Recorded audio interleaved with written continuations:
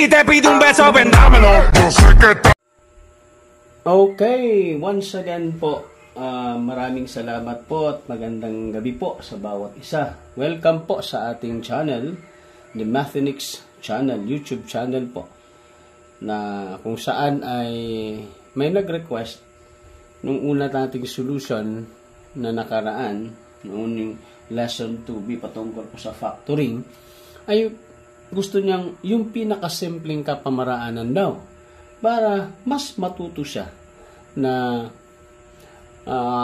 sa factoring, sa basic factoring. Now, sige, pagbigyan po natin ng isang nag-comment tungkol po sa pinakamadali kung paano po talaga ito i-factor, di ba? So, kasi nung nakaraan, ang ginawa natin is the factor of 2x squared minus 2x is parang ginanon lang natin 2x, then sa loob is x, tapos minus 4. So, it's the factor. Pero ngayon po, mas ito pinakamadali po. So, kunin po natin yung factor ng 2x squared. Then, kukunin din natin yung factor ng negative 8x. So, yung factor po ng 2x squared ay 2 times x times x. At ang factor naman ng negative 8x is equal to 2 times 2 times negative 2 times x. Opo. So, yun po makikita natin. Paano po tayo nakakome up ng ganitong factoring, na factor out po natin. So, si 2x squared, 2x, 2 times x is equal to 2x squared. Samantalang sa negative 8x is 2 times negative 2 para maging negative 8 times x. Now, kukunin po natin yung common factor na nasa taas at nasa baba, yung parehas na factor. So, meron po tayong positive 2 na magkaparehas. Next, ano pa yung magkaparehas dito? Meron po tayong magkaparehas na x.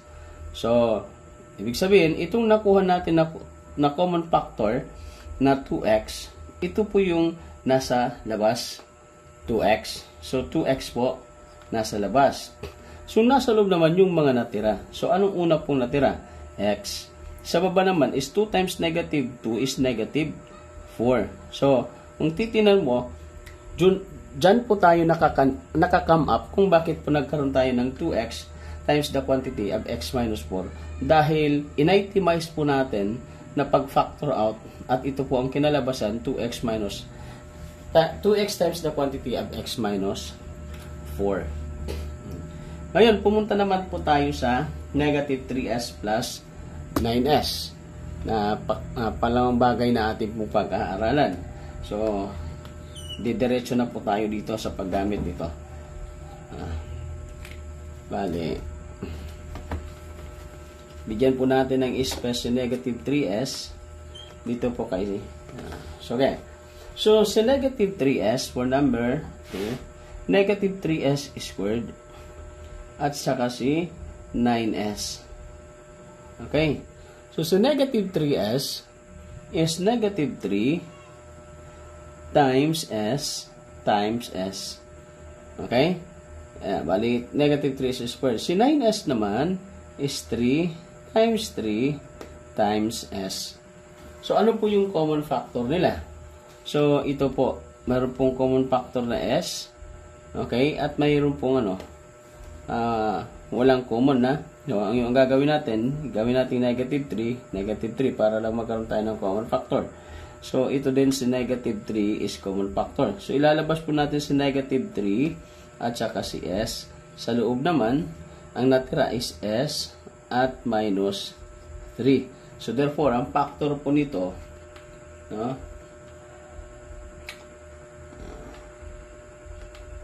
Okay? Parang, change natin. Ang factor po ng negative 3s squared plus 9s is negative 3s. Sa loob po is s minus 3. So, yan po ang ating nakuhang factor. So, ito po yung una. ito po yung pangalawa. Next, ito naman si 4x. Ano ang factor niya? At ano naman ang factor ni 20s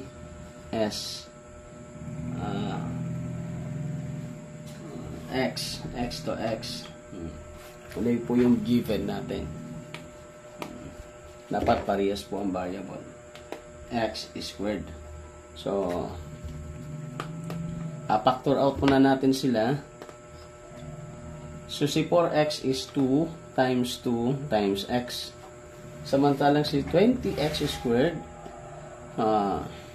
is ano ba? 4 times 5, di ba? 20. Pero ang gagawin po natin si 2 times 2, mayroon na tayong 2 times 5 times x times x. Okay?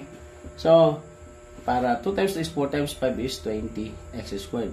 So, common factor nila is 2 at mayroon pong dalawa eh. Ito, isang x. Okay? Bali, 2 times 2 is 4, then x. Ang natira na lang sa taas, may natira pa ba sa taas? Ano ba ang natira sa taas? Kasi 2 times 2 times x. Times 1. Okay, mayroong 1. 1. Okay? Tapos, dito naman sa kabila is plus 5x. Okay? So, bale, ang magiging factor po nito ay 4x then 1 plus 5x. Okay? Yun po ang magiging factor nila. Now, kung papalit na po natin ito, 20x squared plus 4x. So, ang lalabas na factor, ganun pa rin, is 4x times 5x plus 1. So, yan po ang dalawang solusyon na maaari po nating makita dito po sa factoring number 3. So, para po sa nag-request, ayun, pinasimple po natin. Mas maiintindihan ninyo kung how to factor ang mga polynomials na ito. Thank you po at mabuhay po kayo.